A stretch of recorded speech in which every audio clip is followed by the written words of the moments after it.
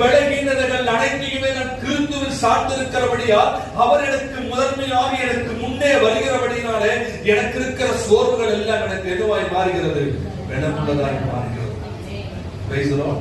சில நேரத்துல ஏன் இந்த வசனத்தை நான் உங்களுக்கு சொல்றேன்னா, அவன் சொல்ற அப்போஸ்தலனாகிய பவுலை போல தேவனுக்கு வேண்டி காத்திருந்த ஒரு நபர் வேற யாரும் இல்லை. அல்லேலூயா.